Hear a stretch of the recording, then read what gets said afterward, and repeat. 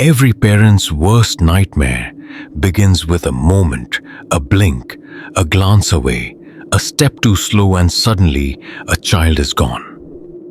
No screams, no signs, no clues, just an unbearable silence. The stories of Neeleen Marshall, Cherry Mahan, and Dennis Martin are not just missing person cases. They are chilling mysteries that have haunted families and baffled investigators for decades. These children vanished in broad daylight in public, with others nearby, and yet left behind no trace. As years turned to decades, the search for truth stretched across states, involved the FBI, and inspired nationwide awareness campaigns. But answers never came. What makes these cases so terrifying isn't just the loss, but the impossibility. How do children disappear without a sound, without a witness, and without ever being found? This is not just a recounting of cold cases, it's a journey into the heart of the unknown, where fear lingers, love endures, and shadows never stop whispering. Some disappearances defy all logic. No footprints, no witnesses, no warning. Just a child playing, walking home, laughing one moment, and gone the next. For 3 families, a single moment of silence became a lifelong scream echoing into the unknown. These are not tales of negligence or neglect. These are stories where everything seemed right. Families gathered in nature, children walking home from school, a weekend of tradition and bonding. Yet something dark lurked nearby. What connects these cases isn't just the heartbreaking loss, but the eerie absence of evidence. Despite massive search efforts, despite advanced technology and public appeals, the truth remains buried in silence. Investigators came, helicopters searched, dogs sniffed, psychics offered visions. But no body was found, no culprit arrested, and no peace delivered. These are the haunting stories of Neeleen Marshall, Cherry Mahan, and Dennis Martin, 3 children whose names have become whispers in the shadows, their faces etched into billboards, milk cartons, and the hearts of their grieving families. Each vanished under the eyes of those who loved them. Each case opened doors to more questions than answers. And each disappearance remains unsolved, serving as a chilling reminder of how quickly joy can become terror. This is not just a recounting of cold cases. It is a descent into the surreal, where the impossible became reality, and where love, even in the darkest circumstances, refused to die. On June 25, 1983, the Marshall family joined other members of the Capital City Radio Club for a sunny picnic in Montana's Helena National Forest. It was meant to be a day of fun and togetherness, a moment to relax beneath towering pines and a clear summer sky. 4-year-old Neeleen Marshall, known for her bright smile and chipped baby tooth, was playing happily with 2 other children near the ruins of an old cabin by a beaver dam on MP Creek. Her parents, Kim and Nancy, along with her siblings and friends, were just feet away. But within moments, everything changed. When the other children turned around, Neeleen was no longer there. No scream, no struggle. She had vanished as if plucked from existence. Panic surged through the forest. The family's joy turned into a waking nightmare. Authorities were immediately called. Within hours, the largest search in the area's history was underway. Hundreds of volunteers searched, dogs and helicopters with thermal sensors scoured the rugged terrain. One dog, Duke, famous for locating 37 missing persons, picked up a scent only to lose it almost instantly. It was as if Nylene had simply dissolved into the forest air. The searchers drained beaver ponds, rappelled into mine shafts, and crawled through thorn-covered undergrowth. Then the skies opened. Torrential rain washed away hope evidence and any remaining trace of Nylene. After 10 days of relentless searching, officials made the heartbreaking decision to wind down the search. Cold temperatures and exposure made survival highly unlikely. But what had begun as a tragic case of a lost child was about to take a darker turn. Several days after the disappearance, two children who had been playing with Nylene came forward with a chilling revelation. Both described a man in a jogging suit emerging from the trees just before Nylene vanished. He had spoken to all three of them briefly. While the others walked away, Nylene stayed behind. One of the children remembered her saying, "I have to follow the shadow." That haunting phrase would come to define the entire case. Investigators found the children's stories credible. They hadn't spoken to each other since the event, yet their descriptions matched. More witnesses later reported seeing a suspicious man in the area. The case officially shifted from a search for a missing child to an abduction investigation. A composite sketch was made from witness descriptions and bore eerie similarity to several men connected to crimes against children across the country. One clue, a photo of a girl resembling Nylene found in an apartment, gave the family a brief flash of hope, but it was ultimately ruled out. The leads were mounting, but the answers were not. Nylene's face began appearing across the nation on billboards, milk cartons, posters in department stores. The Marshall family clung to hope. Then 2 years later, the nightmare twisted further. Letters and anonymous calls began reaching Child Find of America and the National Center for Missing and Exploited Children. The caller claimed to have Nylene alive. The letters were detailed, describing her personality, her habits, even listing cities she had visited, including San Francisco, New York, and even a month in Britain. The writer described giving her medicine daily and claimed he had taken her to love her. Some excerpts were disturbingly intimate. The letters contained information never made public, lending credibility to their source. But despite extensive investigation and tracing the calls to Madison, Wisconsin, the man vanished again, no identity ever confirmed. Years later, false confessions and dead-end leads would continue to torment the family. A teacher in Canada suspected one of her students might be Nylene. She wasn't, but that girl turned out to be another long-missing child, found and reunited with her mother, a small ray of hope in an otherwise devastating saga. For Nylene's family, the pain deepened.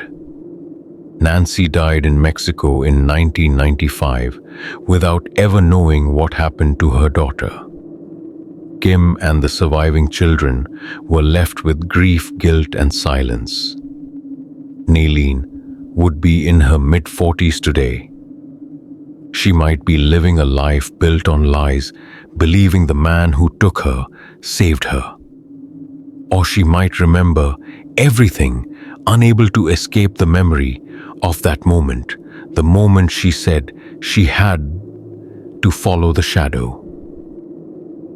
It was a snowy February afternoon in 1985 when 8-year-old Cherry Mahan stepped off her school bus in Butler County, Pennsylvania, for what should have been a routine walk up her driveway. It was only 150 yards, just a short stroll between the bus stop and her front door.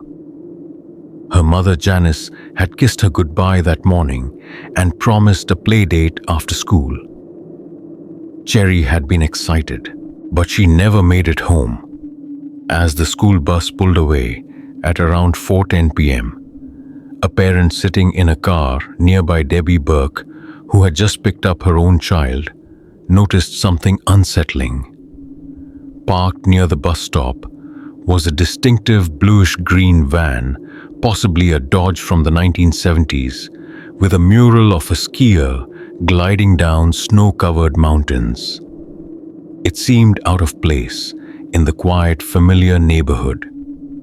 Cherry walked past the van without hesitation, turned the corner, and began her short walk home. It was the last time anyone saw her. 10 minutes later, when Cherry still hadn't reached the house, her parents panicked. Janice ran to the bus stop. Her husband Leroy searched the snowy driveway. What they found chilled them to the bone. Not a single footprint led toward their home, only tire tracks in the snow near the driveway's edge. Within hours, a massive search began. Police, neighbors, volunteers, over 250 people combed the surrounding woods, buildings, and ponds, but no trace of Cherry was ever found. Bloodhounds could not pick up her scent. Helicopters scanned the area. The mysterious van became the focus of the investigation. Witnesses across the region later reported seeing a similar vehicle traveling through nearby towns. One claimed it had been repainted black shortly after the disappearance. Another claimed a blue car had been following the van that day. These were promising leads, but none led to the van or a suspect. The FBI joined the case. The National Center for Missing and Exploited Children got involved.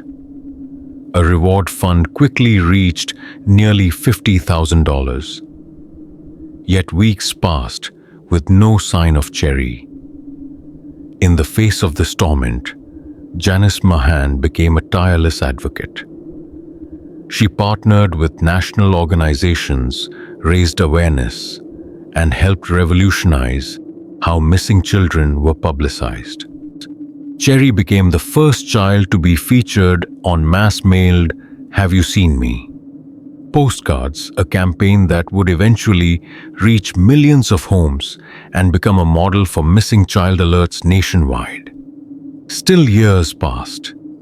Each new lead brought a glimmer of hope, only to end in heartbreak. In 1998, a tip about a woman in Michigan who matched Cherry's age and features sparked national attention, but DNA testing ruled it out. In 2011, a new tip claimed to identify Cherry's killer, someone known to the family, but again, there was no arrest. Then in 2018, an anonymous letter arrived at Janice's home. It was detailed, chilling, and specific, naming Cherry's killer, explaining why they had taken her, and even giving a location where her remains could be found. It ended with, "I pray you find some peace after you find her body." The letter was deeply disturbing, and yet gave Janice something she hadn't had in over 3 decades, the sense that someone somewhere knew the truth. Authorities investigated, but the information couldn't be verified. The writer remained anonymous. Cherry remained missing. What made the case even more painful for Janice was her belief that her daughter's abduction might be linked to a dark secret from her own past, that Cherry had been conceived through a traumatic assault at age 15, and people connected to that past may have played a role in her daughter's fate. That day, February 22nd, 1985, was the first time Janice hadn't walked down the driveway to meet her daughter. A seemingly small decision that she says still haunts her. Any other day, I would have been there. Today, Cherry Mahan would be in her late 40s. Her case remains one of Pennsylvania's most heartbreaking unsolved disappearances. But her legacy and her mother's relentless pursuit of the truth transformed the way America looks for its missing children. Yet for Janice, no system or campaign can replace what she lost. Her daughter is still out there somewhere, and so are the answers. Father's Day weekend, June 1969, was supposed to be a cherished tradition for the Martin family. Bill Martin, his two sons Dennis and Doug, and their grandfather had hiked into the Smoky Mountains to camp in Spencefield, Tennessee, a spot the Martin men had visited for generations. It was Dennis's first time. At just 6 years old, Dennis was a small but sturdy boy, bright-eyed, adventurous, and full of energy. That Saturday afternoon, after lunch, he was playing hide and seek in a meadow near the campsite with Doug and two other boys. Around 4:30 p.m., the children came up with a playful idea. They would sneak around the adults and surprise them. Dennis ran off in the opposite direction from the others to hide. But when the boys jumped out from their hiding places moments later, Dennis wasn't among them. His red shirt should have made him easy to spot, but he was gone. Just gone. His father, Bill, immediately searched the area, calling his name. Within minutes, the family spread out searching trails and shouting. When no trace turned up, Bill ran over 9 miles to the nearest ranger station. That night, a violent storm broke over the mountains. Rain flooded the trails and temperatures dropped. Dennis had no coat, no gear, and was out there alone. By dawn, a massive search effort had begun. More than 1,400 people joined park rangers, volunteers, Boy Scouts, even Green Berets from a nearby base. But their very numbers may have doomed the mission. Experienced trackers said any trail Dennis might have left was likely destroyed by the flood of well-meaning but uncoordinated searchers. Helicopters flew overhead, dogs searched on foot, but days turned into weeks with nothing found. One promising clue came on the fourth day, a pair of child-sized footprints near Eagle Creek, about a mile from where Dennis had disappeared. One print was barefoot, the other seemed to match a shoe. Rangers dismissed it as likely left by Boy Scouts. But veteran tracker Dwight McCarter disagreed. These were not scout tracks. He believed they were Dennis's and that they had missed a vital lead. Adding to the mystery, a man named Harold Key later reported hearing a child scream and seeing a strange man hiding in the woods just hours after Dennis vanished. But park officials believed he was too far from the original location to be connected. Still, Key stood by his story until his death. Months later, another man claimed to have found a child's skeleton near the area while illegally hunting ginseng, but hadn't reported it at the time. A team of 30 searched the area. Again, nothing. Dennis's case became a national headline. Even President Nixon received updates. Yet no definitive trace of Dennis Martin was ever recovered. Thank you for choosing my video among thousands of videos out there to watch. Helping me with a subscription of yours is very small but very big, and too valuable. Bill Martin believed his son had been kidnapped, that someone may have grabbed Dennis and slipped away unnoticed. But there was no evidence, no ransom, no closure. In 2014, Bill passed away, never knowing the truth. And still to this day, hikers and rangers speak his son's name with reverence and sadness. Dennis Martin's disappearance wasn't just a tragedy. It changed how search and rescue operations are handled in national parks. It remains one of the most perplexing vanishings in US history. Some believe Dennis died of exposure. Others believe he was taken. All agree it should not have been possible. Yet it happened. And in that impossibility lies the haunting power of his story. What links the disappearances of Neeleen Marshall, Cherry Mahan, and Dennis Martin is not simply the heartbreak they caused, but the eerie similarity in how they unfolded. Each child vanished suddenly, without a sound, often mere feet from loving family members.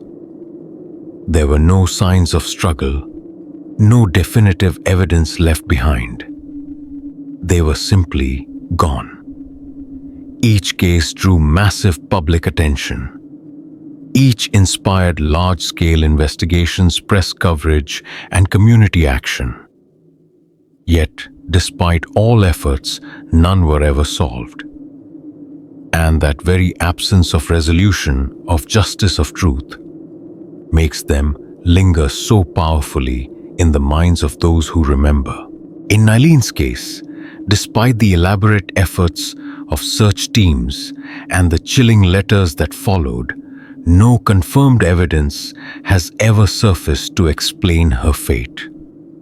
For Cherry, even with a nationwide postcard campaign and the distinctive van as a lead, not a single credible suspect was ever arrested.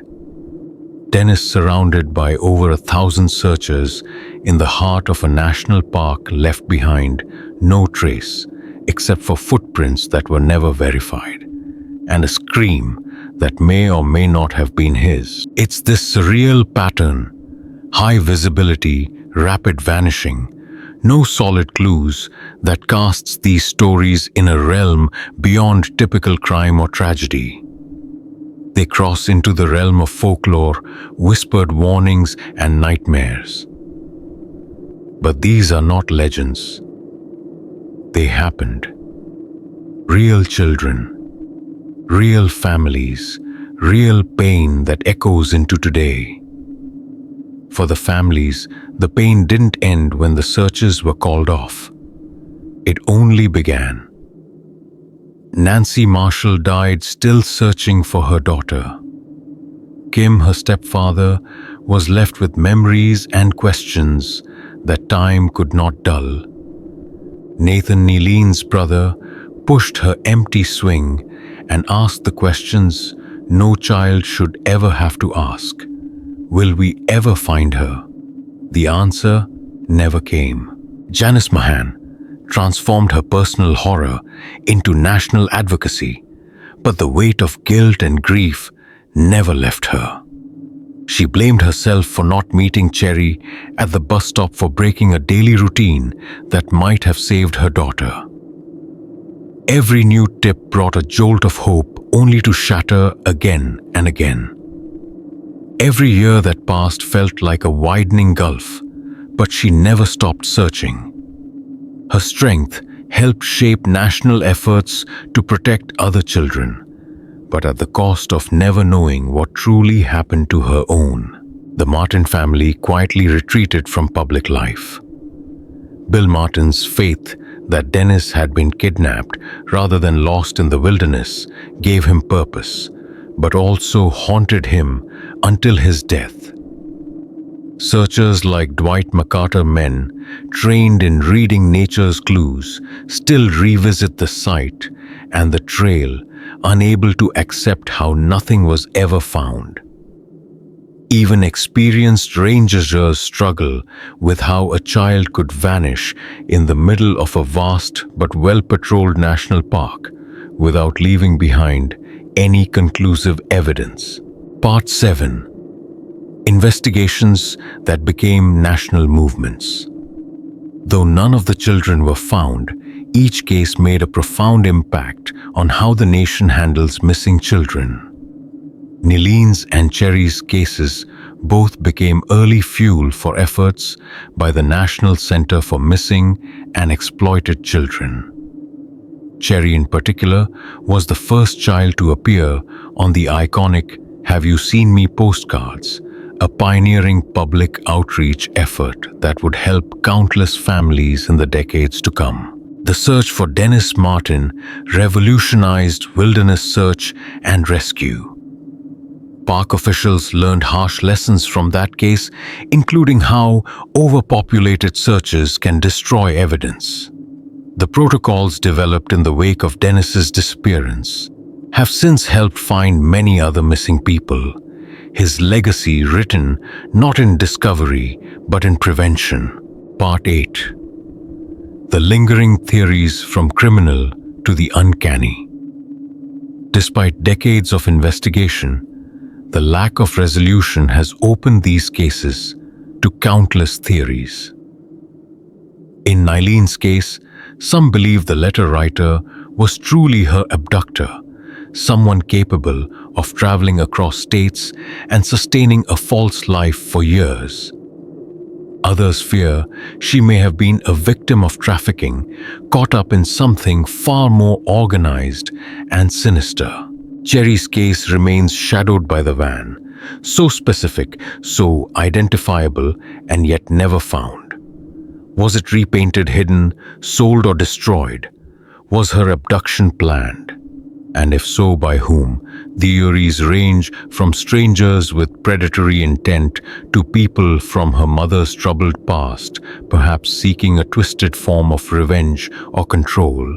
As for Dennis, the absence of any remains, despite the scale of the search, continues to baffle experts. Some say he was attacked by a wild animal. Others suspect a stranger lurking in the forest. Still others believe he simply got lost and succumbed to the elements, though even that scenario struggles to explain the complete lack of any discovery in the years following. What all these theories share is a sense of reaching, trying to make sense of the senseless. In the face of vanishing children, the human mind rebels. We need explanation. We need reason. But sometimes there is none. As the years passed, the cases of Nilene, Cherry, and Dennis began to drift from headlines into history, but for their families and communities, they never became old news. These children are frozen in time, remembered with the same innocent faces, the same clothes they wore the day they disappeared. Their rooms were left untouched toys, undisturbed bicycles, unmoved. Photos remain on mantels, yellowed and faded, yet glowing with a love that never aged. For Nilene's family, her name became a prayer, spoken daily in hope and agony.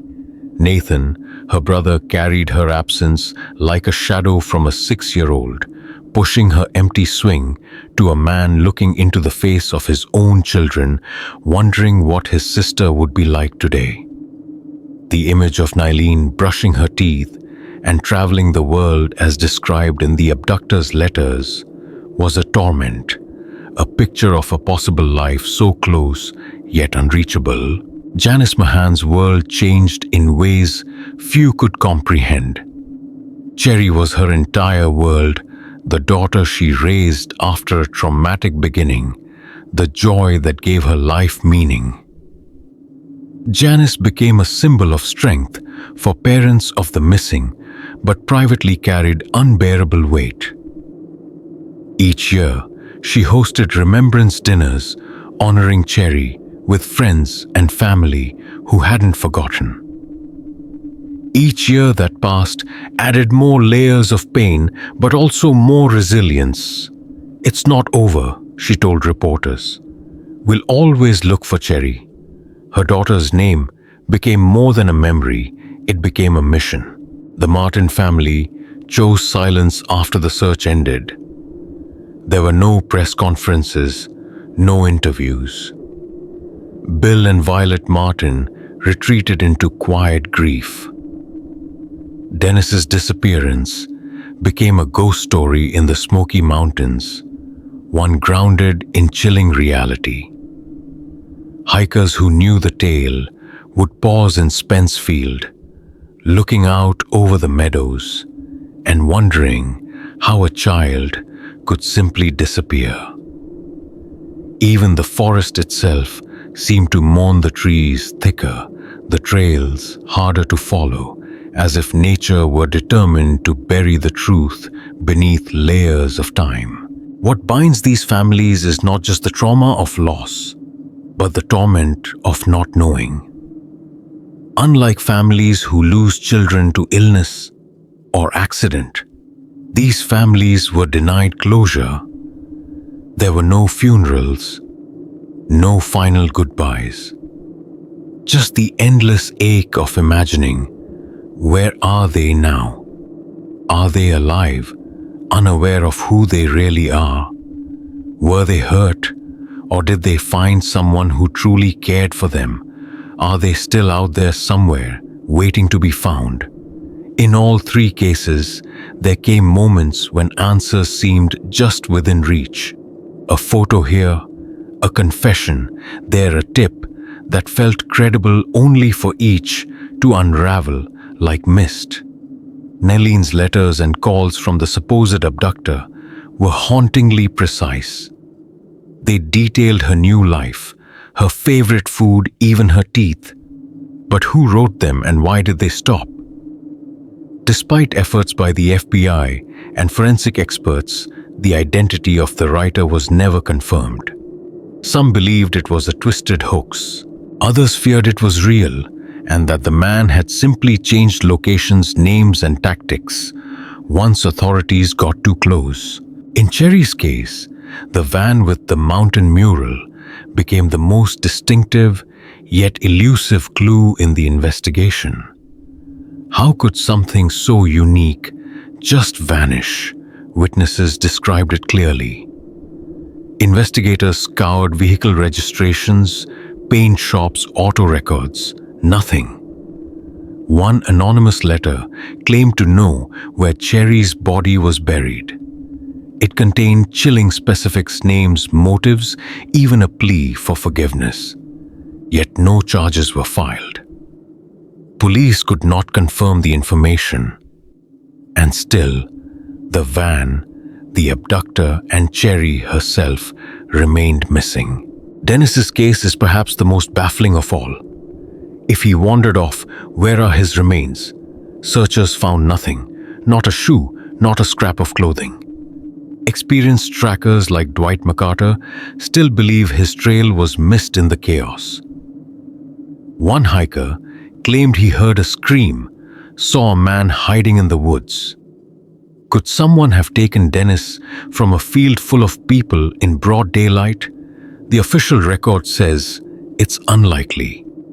But unlikely does not mean impossible.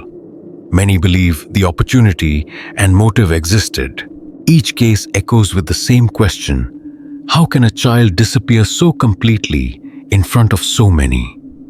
The idea that someone or something could snatch a child in moments without a sound, without a trace, is not only terrifying, it's unnatural. It's why these stories endure, not just in headlines, but in whispers between parents, warnings on hiking trails, and reminders in every public park. The answers, if they exist, remain buried in memories and secrets, perhaps even in someone's quiet guilt. Maybe a stranger knows more than they've ever said. Maybe a witness misremembered something vital. Or maybe the truth is lost, swallowed by time and silence. And yet the search never truly ends. Because for every family whose child has vanished, the world does not move on. The calendar turns, the seasons change, but the question remains, where did they go? And until that question is answered, the love of a family will keep calling through the darkness, hoping that one day someone will answer back. In the wake of these disappearances, one truth became undeniable. The systems in place to find missing children were inadequate. In 1983, when Nileen vanished, child abductions were still viewed primarily as isolated tragedies, not national emergencies. But her case, followed by Cherry's, just 2 years later, helped shift the tide. These weren't just family heartbreaks. They became the emotional fuel for legislative and institutional change. Nileen's photo, shared across newspapers, pinned to bulletin boards, plastered on milk cartons, symbolized a new era of urgency. Her name was among the first circulated by the National Center for Missing and Exploited Children, NCMEC, which had been established the year after her disappearance. That same organization would later handle the calls and letters from Nileen's supposed abductor, treating them not only as potential clues, but as proof of the need for a centralized national response to such crimes. But it was Cherry's disappearance that struck a nerve in a different way. Hers was the first face ever featured on a national direct mail postcard campaign, an effort pioneered by Edvo, a mass mailing firm in collaboration with NSMEC. These "Have You Seen Me" cards reached millions of homes, tucked inside phone bills, credit card statements, and advertisements. They weren't just posters anymore. They were unavoidable messages of urgency, reminders in every mailbox that a child was still missing. The campaign was a breakthrough. The moment you saw Cherry's eyes, her earmuffs, her innocent smile, you understood this wasn't a random name on a list. She was someone's daughter, someone's friend. Public awareness skyrocketed. Law enforcement saw tips increase. New families with missing children now had a platform that hadn't existed just years prior. These cases also emphasized the importance of quick coordination. In Dennis Martin's case, the uncontrolled flood of volunteers, though well-intentioned, may have trampled vital clues. The search for Dennis exposed a glaring lack of structured search and rescue operations in national parks. Park officials, embarrassed by the mismanagement, began overhauling their procedures. The lessons learned from Dennis's disappearance became case studies in search training programs worldwide. In this way, tragedy gave rise to change. These children, though still missing, helped build the very systems that now respond in the first crucial hours of any abduction of the Amber Alert system. The National Child ID programs, centralized databases of missing persons, all owe part of their existence to the vacuum left behind by the unresolved disappearances of children like Nileen, Cherry, and Dennis. Though decades have passed, the faces of Nileen, Cherry, and Dennis have not faded, not in their families' hearts and not in the public imagination. Their names still surface in online forums, podcasts, documentaries, and anniversary news segments. New leads still trickle in. Cold case detectives still file reports. And family members still wait, even if they no longer expect.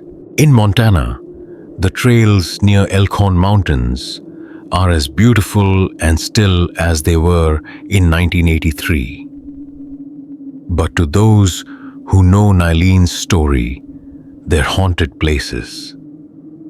Parents keep a closer eye on their children there. Locals remember the helicopters overhead, the posters on grocery store doors, and the hope that slowly turned into horror. In Pennsylvania, Cherry's classmates, now adults with children of their own, gather annually to remember her. They speak of her jokes, her laughter, her promise. They speak of how her disappearance made them more cautious, how becoming parents gave them a deeper, more aching understanding of what Janice has endured. And Janice, even after all these years, still clings to the idea that someone somewhere knows the truth. "Just tell me what happened," she said once. "That's all I want." And in the Smoky Mountains, rangers still mention Dennis Martin when briefing new staff. His story has become embedded in the park's very culture, not just as a tale of loss, but as a call to vigilance. His disappearance transformed Spencefield from a place of tradition to one of tragedy. Hikers today may not know the exact spot, but locals do. For some, the woods haven't felt the same since that June afternoon in 1969. Age progression photos have kept these children alive in the public consciousness. We've seen renderings of what Nyleen and Cherry might look like as adults. With each update, family members search the eyes for a spark of recognition, hoping to bridge the gap between past and present. None of those renderings have yet brought them home, but they've kept the stories alive. For the rest of us, these stories are more than cold cases. They are cautionary tales, emotional landmarks, and collective wounds. They remind us that evil doesn't always look like a monster. Sometimes it walks in jogging suits, or drives painted vans, or slips unnoticed into a forest full of people. But more than that, they are stories of love. The fierce, unwavering love of families who refuse to let time bury their truth. Families who never stopped searching, who held on when others moved on. Because as long as someone remembers, as long as someone still asks what really happened to Nyleen, to Cherry, to Dennis, then their stories are not over. They are not forgotten. And maybe, just maybe, they are not lost forever. In the years that followed, each disappearance, families and investigators alike would experience an emotional roller coaster of hope and devastation. The human mind clings to possibility, and any whisper of a new clue can feel like salvation. But the cruelest part of unsolved cases is how often those whispers become dead ends. For Nyleen Marshall's family, the letters and phone calls that began in late 1985 were among the most tormenting developments in the case. The anonymous writer knew intimate details, physical characteristics, family dynamics, habits, information that had never been made public. Authorities took the communication seriously. The man claimed he'd taken Nyleen to care for her, described traveling with her across the US and even to Britain. He wrote about their life together in disturbingly tender and twisted terms, detailing her favorite foods, her education, even their morning routines. One sentence stood out, both horrifying and heartbreaking. "I love her and I have her. I just can't let her go." Despite efforts to trace the calls and identify the writer, nothing came of them. The letters stopped as suddenly as they started leaving behind nothing but dread and questions. Had the writer told the truth? Was Nileen alive, raised under a false name, unaware of who she truly was? Or was it a cruel fabrication, an elaborate lie designed to exploit a family's grief? The pain of not knowing was almost worse than the absence itself. Cherry Mahan's case also saw brief moments of hope. In 1998, a woman in Michigan came forward uncertain of her own past and believing she might be Cherry. The story made headlines. Her age features and timeline seemed to align, but DNA tests proved otherwise. She wasn't Cherry. That hope collapsed not just for Janice, but for a nation that had watched Cherry's case evolve into a symbol of the missing child movement. In 2018, more than 3 decades after Cherry's disappearance, an anonymous, handwritten letter arrived at Janice's home. This one was different. It didn't claim Cherry was alive. It claimed to know she was dead and claimed to know where her body was buried. The letter named names, described motives, and offered a possible burial site. "I pray you find peace after you find her body," the writer concluded. It was a haunting blend of closure and cruelty. Investigators followed up, but once again the tip couldn't be verified. The writer remained in the shadows, and Cherry remained missing. And Dennis Martin. His case drew one of the most compelling false leads of all. A man who years after the disappearance claimed he had stumbled across a child-sized skeleton while illegally hunting ginseng. He never reported it out of fear of being arrested. When he finally came forward, park rangers led a 30-man search into the remote Big Hollow area. They found nothing. Dennis's family never spoke publicly about the tip. Their silence by then had become its own form of mourning. The loss of a child is seismic.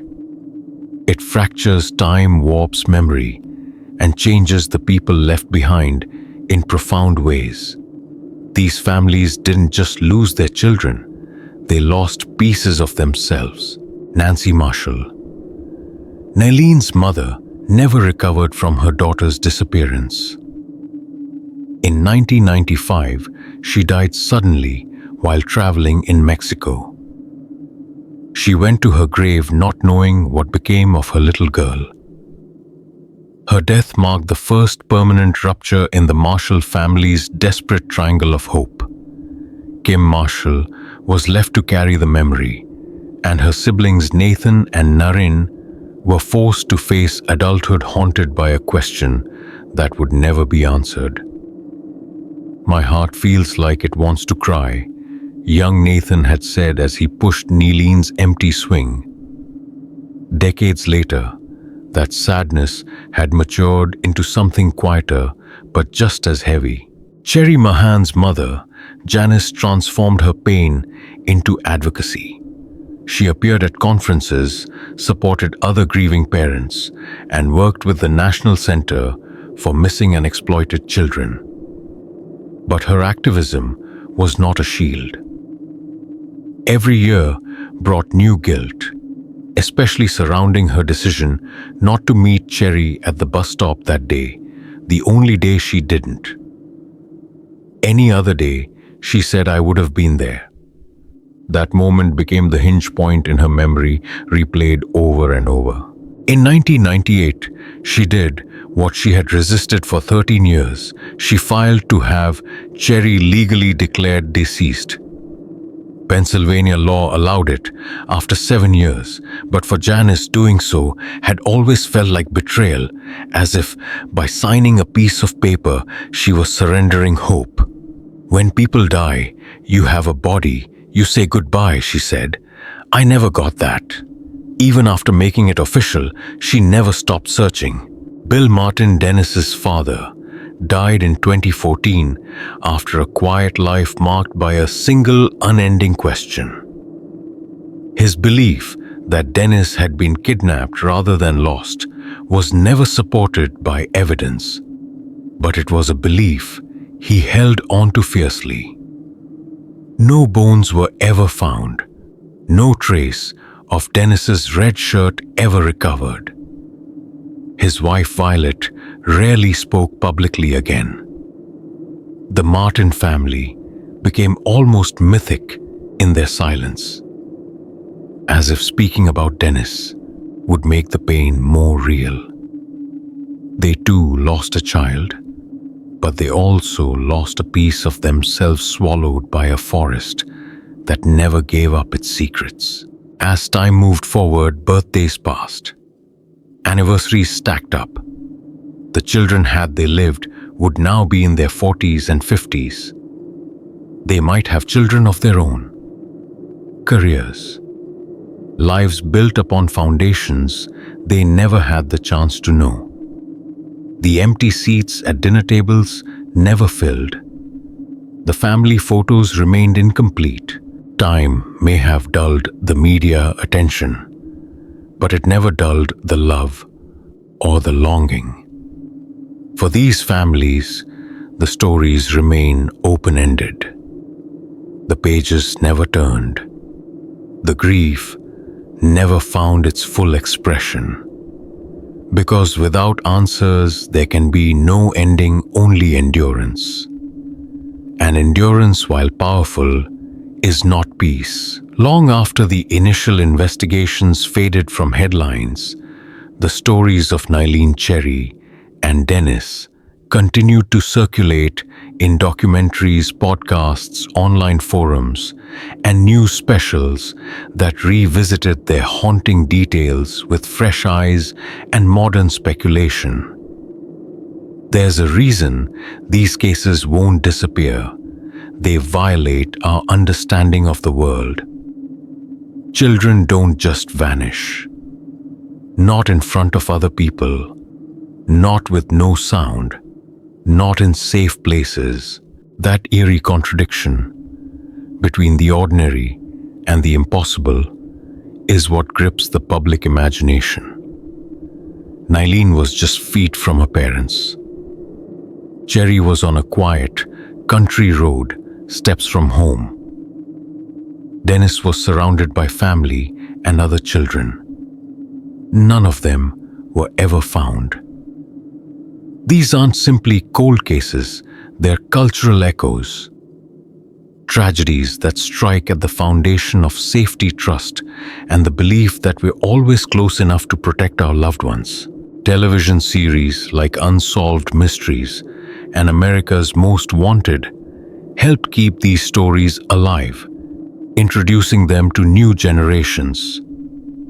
Internet communities obsessed over every available detail, from the style of the van that took Cherry to the strange footprint trail near Spence Field. Amateur sleuths proposed theories ranging from child trafficking rings to wilderness conspiracies, from serial predators to supernatural events. The families, for the most part, learned to navigate this strange afterlife of media attention. Some cooperated, hoping to reignite interest or spark new leads. Others withdrew, worn down by decades of speculation and false hope. Yet, their continued presence in public dialogue ensured these children were never completely forgotten. Even in the absence of answers, their names continued to mean something. They were not statistics. They were symbols of how fragile normal can be. In the face of such profound mystery, theories flourished. Some were grounded in logic and law enforcement experience. Others stretched into the bizarre. Each tried to explain the inexplicable. For Nylene Marshall, the most accepted theory is abduction by a stranger, possibly the same man described by two young witnesses. The chilling phrase, "follow the shadow," has become iconic in the true crime community, symbolizing innocence lured into darkness. The anonymous letters that followed are still debated. Were they from the real abductor taunting the family and law enforcement, or were they from a delusional individual obsessed with the case? Some investigators believed they were credible due to private information included. Others believed the details could have been guessed or pieced together by someone closely following media coverage. Cherry Mahan's disappearance also lends itself to the theory of abduction by someone with planning and familiarity. The van, so distinct yet untraceable, suggests premeditation. The fact that Cherry walked past it calmly implies the person inside may have been known to her, or at least seemed non-threatening. Janice later shared her belief that individuals connected to Cherry's biological father may have been involved, tying the tragedy to her own history of abuse and the darkness she tried to leave behind. Without evidence, the theory remains a shadow haunting but unproven. Dennis Martin's case has spawned more theories than any other. The most common is that he became lost and succumbed to the elements. The weather turned violent that night, and Dennis was wearing only a red shirt and shorts.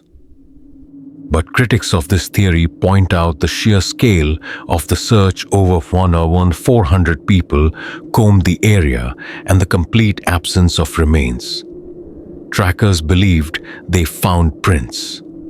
A man reported hearing a child scream and seeing someone hiding. Some theorists suggest Dennis was taken by a person who slipped away through less patrolled forest trails.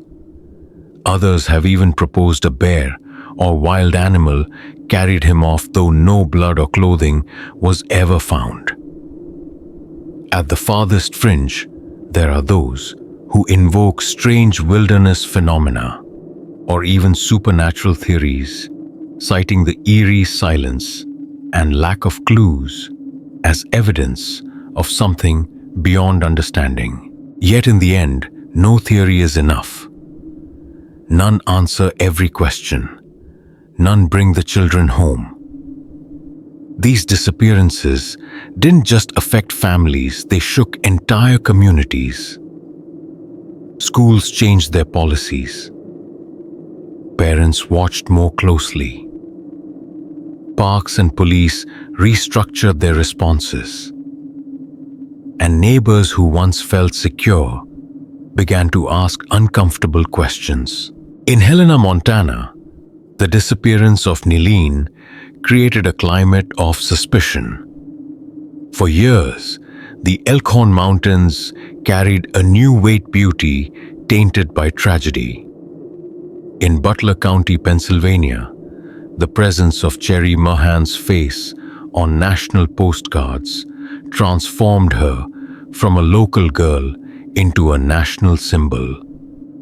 The town became known not for its small-town charm, but for the day innocence was stolen on Corn Planter Road. And in the Great Smoky Mountains, Spencefield became a site of pilgrimage and pain. Rangers still speak of Dennis Martin in training exercises. His name is etched into the unwritten code of what not to forget. Local search teams, rescue protocols, and child safety awareness were forever shaped by the lessons of his case. These children, though missing, have saved others. Because of them, America now reacts faster, spreads information further, and trains more wisely. Their disappearances left holes but also blueprints. Their stories are not only ones of loss, but also legacy. Though the years have passed, the names Nileen Marshall, Cherry Mahan, and Dennis Martin have not faded.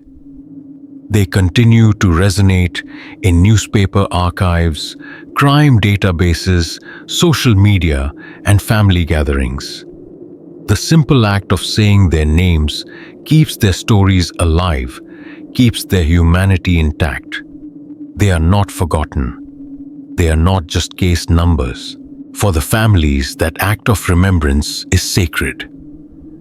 Every birthday is honored. Every anniversary is marked not only by grief, but by love. Janice Mahan's still holds events in Cherry's memory, where friends and neighbors light candles, share stories, and reflect. These annual rituals have become a form of resistance, refusing to let time erase a child's presence, refusing to surrender to the finality of silence. Nathan Marshall Nealeen's brother, now an adult, still carries the image of his sister, frozen at age 4. He once said, "I don't know if she's alive or not, but I still think about her every day."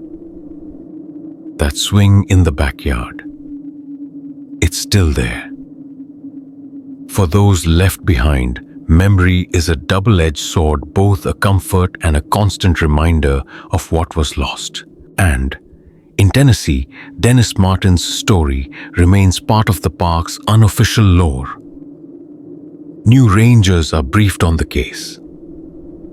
Visitors still ask guides, "Is this where the boy went missing?" The forest has grown changed, but the questions remain embedded in its soil. These names have also become rallying cries for change. They appear on missing child awareness posters, in training materials for law enforcement, and in advocacy campaigns. By preserving their stories, communities ensure that their disappearances weren't in vain, that the world took notice and learned and vowed to do better. Despite exhaustive searches, FBI involvement, public appeals, and technological advances, none of the 3 cases have been resolved. No arrests, no confessions that held up, no bodies recovered. It is a cruel truth, one that families live with daily. Justice, so far, has failed them. In Nyleen's case, the strongest suspect was never even identified. The sketch, the letters, the chilling phone calls, all led to shadows. And though the FBI and NSMEC took the case seriously, the lack of evidence kept it in limbo. Investigators speculated about a traveling abductor, someone with enough means and privacy to raise a child in secrecy. But speculation could not yield closure. For Cherry, the van remains the most enduring symbol of failure. It should have been found. The mural was one of a kind, yet nothing came of it. Was it burned, hidden, repainted, and sold across state lines? It remains one of the most baffling missed opportunities in missing child investigations. In 2011, police received a tip they described as credible and specific, but nothing ever came of it publicly. An anonymous 2018 letter named names and motives, yet law enforcement couldn't act on it. Janice still believes someone in their small circle knows the truth, and that silence is the only thing standing between her and resolution. As for Dennis, the lack of physical evidence continues to be the greatest mystery. People don't just vanish. Not entirely. Yet, that's exactly what happened. No body, no clothing, not even bones after decades. Was it wildlife, a fall? A hidden abductor? None of the theories satisfy all the facts. Some believe there was a cover-up, perhaps not malicious but rooted in embarrassment at the chaotic early days of the search. Others believe It was simply a tragic convergence of timing, weather, and bad luck. In all three cases, the question remains, how did we let them disappear without a trace? The systems meant to protect them, the community, eyes, the investigative tools, the emergency responses failed. And though those systems have improved, the justice owed to these children remains unpaid. In the end, what binds these three stories is not the mystery. It's not the horror. It's the love. The fierce, unrelenting love of families who refused to give up even when the trail went cold, when the world moved on, when hope seemed foolish. Naileen Marshall may be a woman now somewhere out there, living a life she doesn't know was stolen from her. Or she may have been gone for decades. Her family never stopped loving her. That love outlasted letters, rainstorms, dead ends, and silence. Jerry Mahan's mother, Janice, carries the weight of 40 years of wandering. Yet, she continues to speak her daughter's name, to tell her story, to believe that someone still holds the key. Her grief never became bitterness. It became strength. And Dennis Martin, a boy who ran into the woods with a smile and never came back, remains a phantom in the Smoky Mountains. But to his family, to his brother, to the men who still comb those ridges, he is more than a memory. He is a lesson, a legacy, and a symbol of the human will to keep searching no matter the odds. These stories are chilling because they could happen to anyone. They are unforgettable because they did happen. And they endure not just because of mystery, but because of meaning. In a world that sometimes seems indifferent to suffering, these families showed what it means to fight for truth, to refuse surrender, and to hold on to love even when everything else is lost. Because in the end, the truth may still be out there. And love, unlike footprints, does not fade with the rain. Thank you so much for watching till the end.